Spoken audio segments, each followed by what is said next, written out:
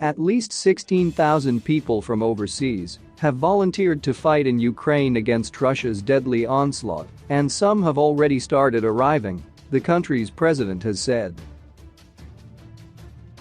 Former soldiers, emergency responders and civilians from countries including the UK, US, Canada, and Europe are preparing to put their lives on the line in the largest ground war in Europe since the Second World War. They came forward after President Volodymyr Zelensky issued an extraordinary plea for foreign citizens to help. In a video posted on Facebook, Mr. Zelensky said foreign volunteers would join the defense of Ukraine, Europe and the world. Ukraine is already greeting foreign volunteers. The first 16,000 are already on their way to protect freedom and life for us and for all, he said. Twitter Spaces, WhatsApp groups and websites have sprung up detailing how to join a newly established foreign legion, as The Independent has reported. Users have been swapping tips on how to cross the border into western Ukraine and discussing what equipment to bring. Ukraine receives weapons every day from our partners, from real friends.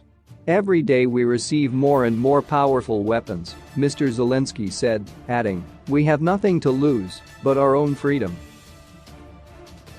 Dozens of men turned up at the Ukrainian embassy in London earlier this week, volunteering to go to fight and saying they were willing to die to defeat Russian troops.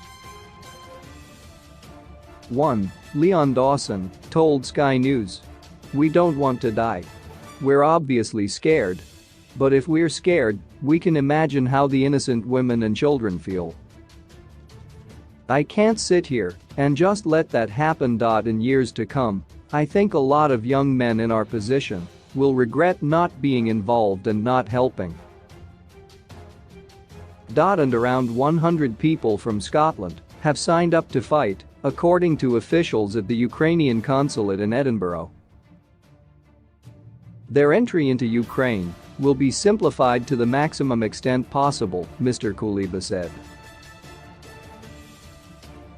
One Scottish former soldier, Joe Sterling, who is planning to go to fight within hours, said, "People need help." Countries and nationalities aside, it's humans going to help other humans. Mr. Sterling, who has previously served in Iraq, told the BBC's World at 1. "If I was a bricklayer, I'd go and build hospitals.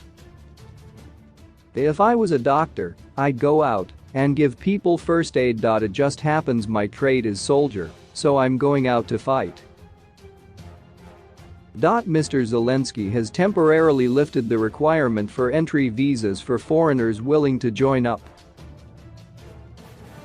Ukraine's Foreign Minister Dmytro Kuleba said the government had created the new battalion called the International Legion of Territorial Defense of Ukraine after receiving hundreds of requests from foreigners to join the fighting.